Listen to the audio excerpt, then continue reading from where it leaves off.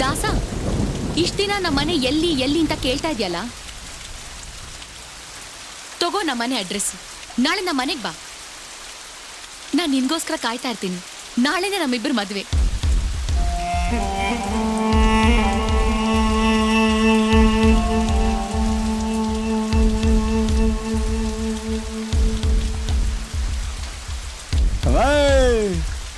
ನಿನ್ನ ಪ್ರೀತಿ ಸಿಕ್ಕುದು ಖುಷಿಲಿ ತಮಟೆ ಬಡಕ ಸ್ಟೆಪ್ ಹಾಕದೆ ಕಡವ.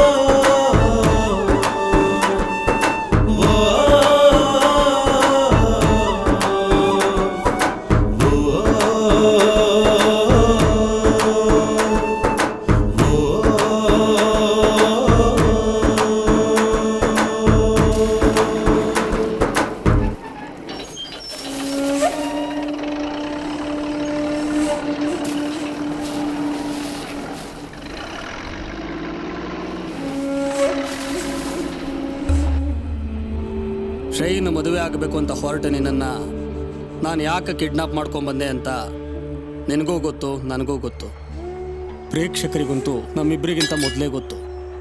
ವೈಟ್ ಆ್ಯಂಡ್ ಬ್ಲ್ಯಾಕ್ ಲವ್ ಸ್ಟೋರಿಯಿಂದ ಸಿಂಪಲ್ ಆಗಿ ಒಂದು ಲವ್ ಸ್ಟೋರಿ ತನಕನೂ ಸಾವಿರಾರು ಲವ್ ಸ್ಟೋರಿಗಳು ಬಂದು ಹೋಗಿವೆ. ಆ ಸಿನಿಮಾಗಳ ಕ್ಲೈಮ್ಯಾಕ್ಸಲ್ಲಿ ಜಾತಿ, ಪ್ರೀತಿ, ಆಸ್ತಿ, ನಾಸ್ತಿಗೋಸ್ಕರ ಬೆಂಕಿಗೆ ಬಿದ್ದಿದ್ದಾರೆ, ಪ್ರಪಾತಕ್ಕೆ ಬಿದ್ದಿದ್ದಾರೆ, ವಿಷ ಕುಡ್ದಿದ್ದಾರೆ. ಕೊನೆಗೆ ಹುಡುಗನ ತ್ಯಾಗ, ಹುಡುಗಿಯ ಯಾಗ, ಇಲ್ಲ ಹುಡುಗಿಗೆ ಕ್ಯಾನ್ಸರು, ಹಾರ್ಟ್ ಪೇಷಂಟು, ಹ್ಯಾಂಡಿಕ್ಯಾಪ್, ಈ ಎಲ್ಲ ಥರದ ಕ್ಲೈಮ್ಯಾಕ್ಸ್ ನೋಡಿ ಜನ ಬೇಸತ್ತಿದ್ದಾರೆ. ವಿಲನ್ ಹೀರೋ ಹೊಡಿತಾನೆ, ಇಲ್ಲ ಹೀರೋ ವಿಲನ್ ಹೊಡೆದು ತಾನು ಹೀರೋ ಆಗ್ತಾನೆ, ಅಷ್ಟೇ ತಾನೆ. ಒಬ್ಬ ಒಳ್ಳೆಯವನು ಕೆಟ್ಟವನಾಗ್ತಾನೆ, ಒಬ್ಬ ಕೆಟ್ಟವನು ಒಳ್ಳೆಯವನಾಗ್ತಾನೆ. ನಾನು ಶ್ರೇಯನ್ನ ನಿನಗಿಂತ 100 ಪಟ್ಟು ಜಾಸ್ತಿ ಪ್ರೀತಿಸ್ದೆ, ಆರಾಧಿಸ್ದೆ. ನಾನು ಯಾಕೆ ಇಷ್ಟ ಆಗ್ಲಿಲ್ಲ? ನೀನೇ ಯಾಕೆ ಇಷ್ಟ ಆದೆ? ಲೇ, ಒಂದೇ ಒಂದ್ಸಲ ಕಡೆಯದಾಗ ಅವಳನ್ನು ಕೇಳ್ಬಿಡ್ತೀನಿ, ಕರ್ಕೊಂಡು ಹೋಗೋ ನನ್ನ. ನನಗೆ ಇವ್ರು ಯಾರು ಬೇಡ. ಇದು ನಮ್ಮಿಬ್ರು ಪರ್ಸನಲ್ ಫೀಲಿಂಗ್ಸ್. ನೀನ್ ಹೀರೋ, ನಾನು ವಿಲನ್. ನಡಿ, ನಾವಿಬ್ರೇ ಹೋಗೋಣ.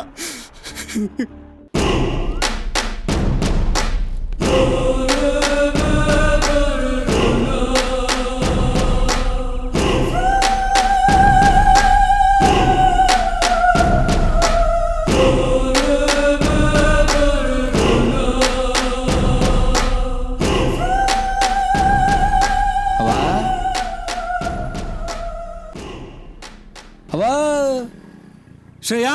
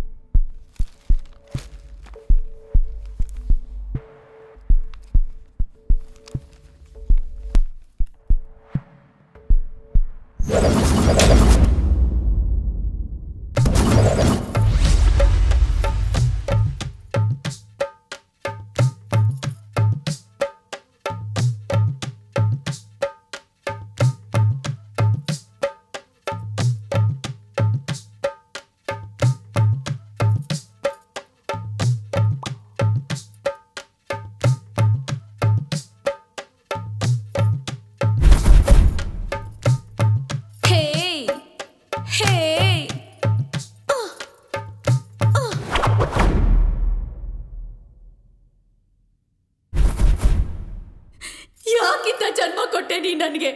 ಯಾಕೆ ಮೋಸ ಮಾಡ್ದೆ ನೀ ನನಗೆ? ಇವತ್ತು ನನಗೂ ನನ್ನ ಹುಡುಗನಿಗೂ ಮದುವೆ. ಹೇಗೆ ನನ್ನ ಮುಖ ತೋರಿಸ್ಲಿ ಅವನಿಗೆ? ಹೇಗೆ ನಾನು ಅವನ ಮದುವೆ ಆಗಲಿ? ಹೇಗೆ ಹೇಳಿ ಅವನಿಗೆ ನನ್ನ ಮಂಗಳಮುಖಿ ಅಂತ?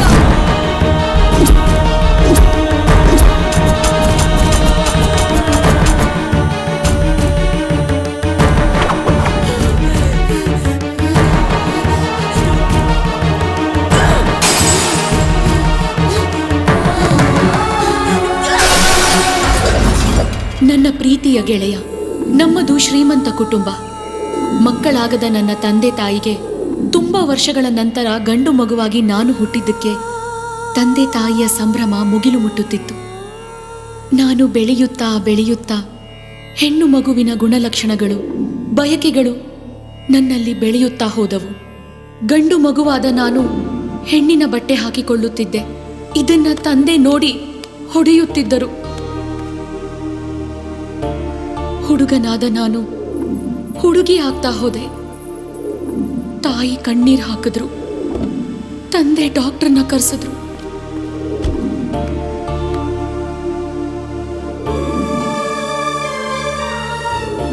ಸರ್, ನಮ್ಮ ರಿಪೋರ್ಟ್ ಪ್ರಕಾರ ಈ ಗಂಡ್ಮಗುನಲ್ಲಿ ಹೆಣ್ಮಕ್ಳ ಶರೀರದಲ್ಲಿರುವ ಆಸ್ಟ್ರೋಜನ್ ಹಾರ್ಮೋನ್ ಉತ್ಪತ್ತಿ ಆಗ್ತಿರೋದ್ರಿಂದ ಈ ಮಗು ಮುಂದೆ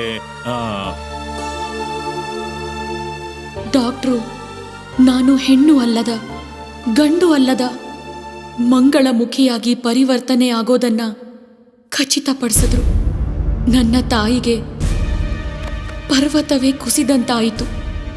ನನ್ನ ತಂದೆ ಕೆಂಡಮಂಡಲವಾಗಿ ನನ್ನ ಮತ್ತೆ ಮತ್ತೆ ಹೊಡೆಯುತ್ತಿದ್ದರು. ನನ್ನ ತಾಯಿ ಕಣ್ಣೀರು ಹಾಕುತ್ತಿದ್ದರು. ನನ್ನ ತಂದೆ ನನ್ನನ್ನು ಅನಾಥಾಶ್ರಮಕ್ಕೆ ಬಿಟ್ಟು ಬರಲು ಹೇಳಿದರು.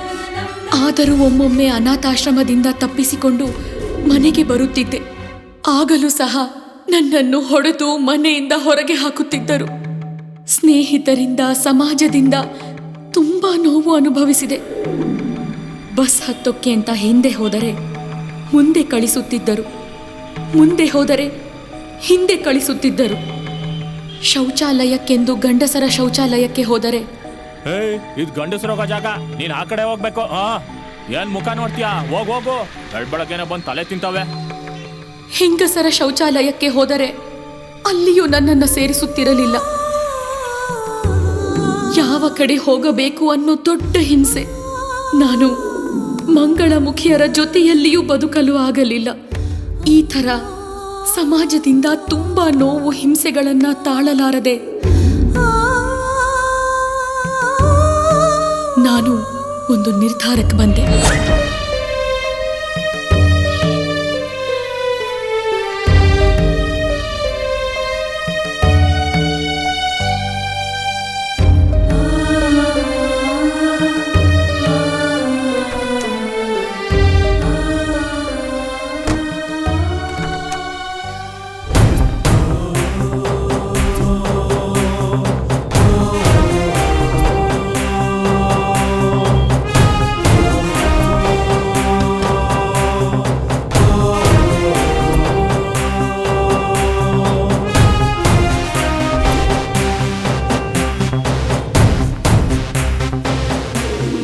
ಇಲ್ಲಿ ನನಗೆ 4 ಜನ ಅನಾಥ ಹುಡುಗಿಯರ ಪರಿಚಯ ಆಯಿತು. ನಾವೆಲ್ಲರೂ ಕ್ಲೋಸ್ ಫ್ರೆಂಡ್ಸ್ ಆದ್ವಿ. ಆ ಟೈಮ್ನಲ್ಲೇ ನೀನು ನನಗೆ ಪರಿಚಯ ಆದೆ. ನನಗೆ ನೀನು ಸಿಕ್ಕ ಕ್ಷಣದಿಂದ ನನ್ನಲ್ಲಿಯೂ ಕೂಡ ಎಲ್ಲ ಹೆಣ್ಣು ಮಕ್ಕಳ ಹಾಗೆ ಒಬ್ಬ ಹುಡುಗನನ್ನ ಪ್ರೀತಿಸಬೇಕು. ಪ್ರೀತಿಯನ್ನ, ಭಾವನೆಗಳನ್ನ, ಕನಸುಗಳನ್ನ, ಎಮೋಷನ್ಸ್ಗಳನ್ನ, ಫೀಲಿಂಗ್ಸ್ಗಳನ್ನ, ಬದುಕಿನ ಸುಖ ದುಃಖಗಳನ್ನ ಆಸ್ವಾದಿಸ್ತಾ ಹೋದೆ. ಎಷ್ಟೋ ಸಲ ನಿನ್ನ ಹತ್ರ ನಿಜವಾದ ಸತ್ಯ ಹೇಳಬೇಕು ಅಂತ ಪ್ರಯತ್ನ ಪಟ್ಟೆ, ಆಗ್ಲಿಲ್ಲ. ಈ ಜಗತ್ತಲ್ಲಿ ಯಾವ ಹುಡುಗನೂ ತನ್ನ ಹುಡುಗಿಗೆ ಕೊಡದಷ್ಟು ಸಂತೋಷವನ್ನ, ಪ್ರೀತಿಯನ್ನ ಮೊಗೆದು ಕೊಟ್ಟೆ. ಅದಕ್ಕೆ ನಿನಗೆ ಕೋಟಿ ಥ್ಯಾಂಕ್ಸ್ ಗೆಳೆಯ. ಜನ್ಮ ಜನ್ಮಗಳು ಬರಲಿ ಇರಲಿ, ಪ್ರೀತಿ ಇಲ್ಲದ ಮೇಲೆ ಮರುಜನ್ಮ ಬೇಡ. ಬಂದು ಹೋಗುವುದಕ್ಕಾಗಿ ವ್ಯಥೆ ಇಲ್ಲ. ನನಗೆ ನಿನ್ನ ಜೊತೆ ಸಂಸಾರ ಮಾಡುವ ಅರ್ಹತೆ ಇಲ್ಲ. ಮುಂದಿನ ಜನ್ಮ ಅಂತ ಇದ್ರೆ ಹೆಣ್ಣಾಗಿ ಹುಟ್ಟಿ ನಿನ್ನನ್ನೇ ಮದುವೆಯಾಗುತ್ತೇನೆ. ಅದು ಪ್ರೀತಿ ಮಾಡಿ. ನನ್ನನ್ನು ಕ್ಷಮಿಸು ಗೆಳೆಯ.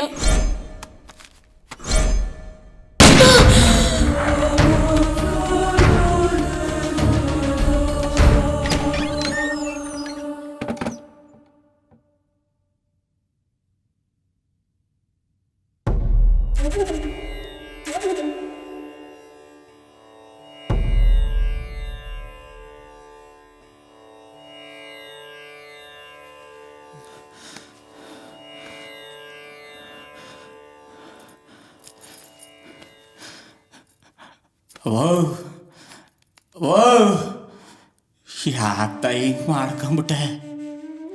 ನೀನು ಏನಾಗಿದ್ರು ಪರವಾಗಿರಲಿಲ್ಲ ಕಣವೋ. ನೀನು ನನ್ನ ಜೊತೆಗೆ ಇರಬೇಕಾಗಿತ್ತು ಕಣವೋ. ಈ ಭೂಮಿ ಮೇಲೆ ಯಾರಿಗ್ಯಾರು ಇಲ್ಲ ಅಂತಾರೆ ತಾಯೇ, ಆದ್ರೆ ಇಡೀ ಜಗತ್ತಿಗೆ ಕೂಗಿ ಹೇಳ್ತೀನಿ ಕಣವೋ, ನನಗೆ ನೀನಿದ್ದೆ ತಾಯೇ, ನನಗೆ ನೀನಿದ್ದೆ ಕಣವೋ. ಅವೋ, ನೀರಿಲ್ದೆ ಮೀನು 4 ಕ್ಷಣನಾದ್ರೂ ಬದುಕಿರುತ್ತಂತೆ, ಆದ್ರೆ ನೀನಿಲ್ದೆ ನಾನು ಕ್ಷಣ ಹೊತ್ತಾದ್ರೂ ಬದುಕಿರಕ್ಕಾಗತ್ತಾ ಹೇಳವೋ. ಅವೋ ಅವೋ ಮಾತಾಡವೋ ಮಾತಾಡವೋ. ಅವೋ, ನನ್ನ ಜೊತೆ ನೀನಿಲ್ಲ ಅಂದಮೇಲೆ ಈ ಭೂಮಿ ತಾಯಿಗೂ ಪಾರ ಕಣವೋ. ಅವೋ, ಪ್ರತಿಯೊಬ್ಬ ಮನುಷ್ಯನಿಗೂ ಹೆಣ್ಣನ ದೇಹ ಮುಖ್ಯ ಆದ್ರೆ ನನಗೆ ನಿನ್ನ ಮನಸ್ಸು ಸಾಕಿತ್ತು ತಾಯೇ. ಕೊನೆವರೆಗೂ ಬದುಕೊಂಬಿಡ್ತಿದ್ದಿ ಕಣವ, ಕೊನೆವರೆಗೂ ಬದುಕೊಂಬಿಡ್ತಿದ್ದಿ ತಾಯೇ.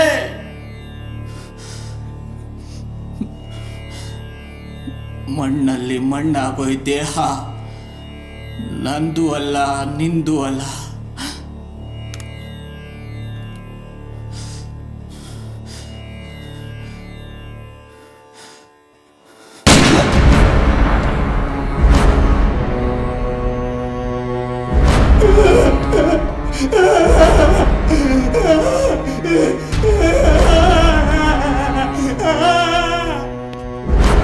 ಮಳೆ ತರಿಸುವ ಮೋಡ ಭಾರೀ ಮುರುಳ, ಗೊತ್ತೇ ಇಲ್ಲ ಅದಕ್ಕೆಂದು ಯಾವ ಮಾಳಿಗೆ ಮೇಲೆ ಸುರಿಯಬೇಕೋ, ಯಾವುದರ ಮೇಲೆ ಸುಮ್ಮನೆ ಹಾಯಬೇಕೋ. ಪ್ರೀತಿ ಕುರುಡು, ಅದು ಗೊತ್ತಿಲ್ಲದೆ ನಿರಂತರವಾಗಿ ಸುರಿಯುತ್ತಲೇ ಇರುತ್ತದೆ.